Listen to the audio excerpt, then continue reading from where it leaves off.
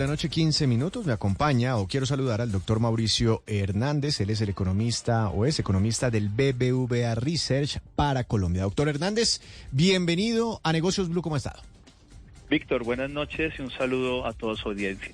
Doctor Hernández, ayúdenos a entender las cifras del crecimiento de la economía. 0,7% fue el crecimiento en el primer trimestre de este año. Unos analistas dicen, oiga, fue bueno porque estuvo por encima de lo que esperaba el promedio del mercado, fue bueno porque nos aleja un poquitico de ese fantasma de la recesión que tuvimos a finales del año pasado, y otros analistas dicen, no es bueno porque Colombia debería estar creciendo mucho más del 2% para pues tener un real impacto sobre la calidad de vida de los colombianos, sobre el empleo, sobre la pobreza, tantas cosas que dependen del Producto Interno Bruto. Para ustedes, en el BBVA, ¿cómo salieron estas cifras? ¿Buenas, no tan buenas, regulares, tirando a mal? 0,7 es menos de lo que crece la población del país. La población del país crece alrededor del 1%, con lo cual el producto per cápita o ese producto al que tiene derecho cada colombiano se está reduciendo. Por lo tanto, a pesar de que estamos creciendo en el agregado, si lo hacemos por individuo, no hay un crecimiento y tenemos que crecer más para poder lograr ese crecimiento. Es decir, ¿la economía debería crecer más que el crecimiento de la población? Yo nunca me había detenido a mirar esa relación. Claro, si el crecimiento del PIB es inferior al de la población, quiere decir que cuando dividamos ese producto de toda la economía entre sus individuos, cada vez tenemos menos cada uno de nosotros. Uh-huh. Es decir, en términos individuales estamos decreciendo. Entiendo. Bueno, ¿y el 0,7 estuvo un poquito por encima o por debajo de lo que ustedes esperaban? El 0,7 estuvo por encima de lo que nosotros esperábamos, en particular porque la inversión no cayó tanto. Pero ese no cayó tanto no debe ocultar la realidad, y es que cayó en todo caso al 6,5%. Que nosotros esperábamos que cayera más no oculta la realidad de que todavía hay unos retos importantes en la inversión. Y me detengo mucho en la inversión, Víctor, porque no solo contribuye negativamente en el corto plazo al PIB, como lo está haciendo, sino que también condiciona la capacidad de crecimiento de la economía en el largo plazo. Si usted no aumenta la capacidad productiva de la economía a través de inversión, a través de maquinaria, a través de subir la cantidad de producción que somos capaces de hacer, y eso se hace a través de la inversión, pues ¿qué estaremos esperando del crecimiento en 2 o 3 años? Pues que no crezca al ritmo que uno espera para satisfacer esas necesidades de los colombianos. ¿Qué es lo que está impidiendo que tengamos un mayor crecimiento? ¿O qué es lo que está frenando la economía?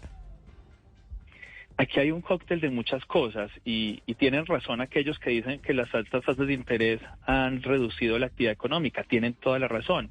Pero también tienen razón aquellos que dicen que la confianza en la economía no está del todo buena. Y cuando uno revisa estas encuestas de confianza de Fedesarrollo, que mes a mes nos informan qué están pensando los empresarios y los consumidores, uno se da cuenta que ellos reportan problemas, reportan angustias, reportan expectativas negativas a mediano y largo plazo que no les deja quizás tomar esas decisiones de gasto, pese a que las tasas de interés ya están empezando a caer. O sea que es un cóctel de cosas, también el incremento de la inflación pasado, también el panorama internacional, y lo otro es el ciclo mismo de la economía.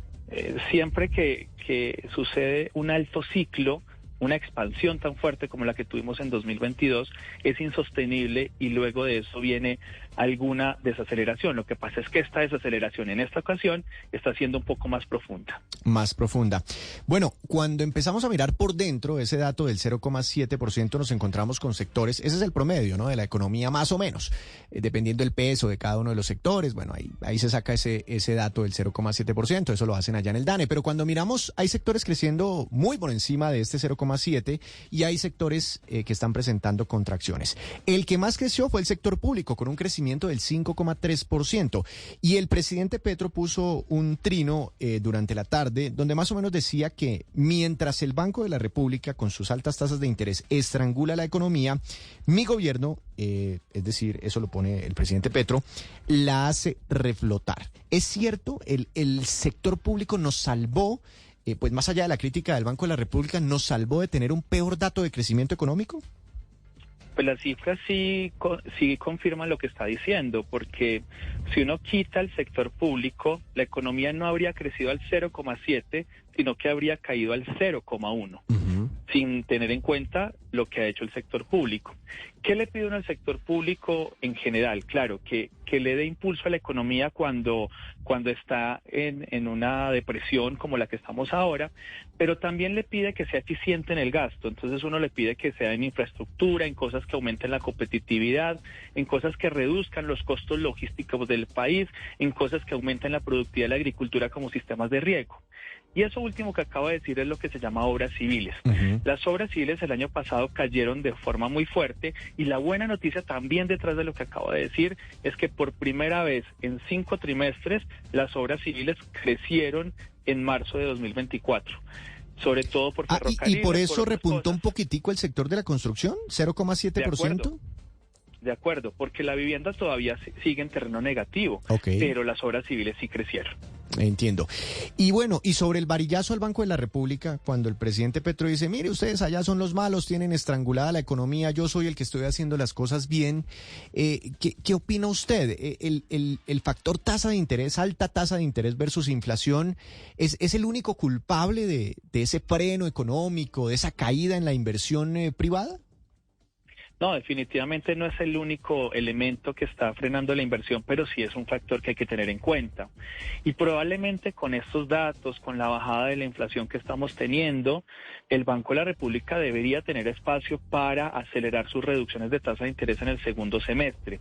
Existen algunas limitaciones para que lo haga. Las expectativas de inflación a 24 meses todavía siguen estando por encima del rango meta, no del rango, del punto meta del Banco de la República. Cuando la miran en las tasas de los TES, las implícitas en las tasas de los TES todavía también está por encima de esa meta del Banco de la República. La Reserva Federal de Estados Unidos parece que no va a bajar tasas de interés antes de septiembre. Entonces hay algunas limitaciones a que el Banco de la República tome una decisión de acelerar su bajada, pero estos datos a mí al menos me parecen indicar que hay espacio para que el Banco de la República tenga esa decisión de bajar las tasas de interés más rápido en el segundo semestre de este año. Bueno, doctor Hernández, yo le quiero hacer una última pregunta, saliéndonos un poquitico de las cifras, que a veces esto es un mar de información, uno se mete a ese reporte del DANE y número por aquí, número por allá, y el menos por aquí, la gráfica por allá, termina uno muy enredado, pero para la persona que no está en el día a día, la persona que nos está escuchando en este momento en el Transmilenio, en el taxi, en la ciudad de Cali, en Villavicencio, van para su casa, etcétera. Cuando escuchan estos datos de crecimiento económico, ¿cómo debo actuar con mis finanzas personales? Si de pronto tengo por ahí ganas de hacerme un viajecito, si de pronto tengo ganas de comprarme un carrito, si tengo ganas de comprarme una casita o una casa, si tengo esos planes hacia adelante, hacia los próximos meses, ¿qué hago? ¿Me freno? ¿No? ¿Qué hago? ¿Cómo está el panorama hacia adelante? Yo te voy a decir un consejo más de país, ¿sabes? Como lo que necesitamos en Colombia. En Colombia en estos momentos necesitamos aumentar las tasas de ahorro. La tasa de ahorro en Colombia se redujo ostensiblemente después de pandemia. Y aunque en pandemia nos encerraron y parece ser que incluso eso hizo que aumentara el ahorro porque no podíamos gastar, después de pandemia salimos con un gasto que pareció insostenible. Para hacer cuentas, la tasa de ahorro máxima de este país y la que llevó a tasas de inversión altas fue más o menos entre el 20 y el 22%, esa tasa de ahorro que uno quisiera volver. La del año pasado fue 10%, la mitad de lo que era. Y es porque el consumo como porcentaje del PIB en este país supera a cualquier otro país que usted me ponga a comparar, casi que a cualquier otro país, excepto quizás por algunos, pero casi a cualquier otro país, el 76% del PIB es el consumo. Entonces, no deberíamos estar enfocados en crecer a través del consumo, deberíamos estar enfocados en crecer a través de la inversión. Y para tener inversión hay que ahorrar primero, hogares, empresas, y muy importante, gobierno, que el gobierno también aporte al ahorro del país, como no lo ha hecho desde 2015. Desde 2015 el gobierno está aportando negativamente al ahorro del país. Y bueno, y meterle un poquito de optimismo, ¿no?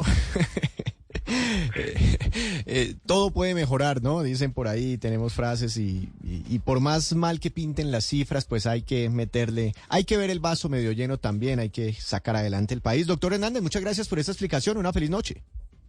Sí, Víctor, y el optimismo también está en la velocidad en la que vamos a crecer. El segundo semestre va a ser de mayor velocidad de crecimiento, obras civiles, obras no residenciales como oficinas y locales, vivienda que empiece un poco. Es decir, vamos a ir creciendo gradualmente un poco más y muchas gracias por la invitación. A usted muchas gracias.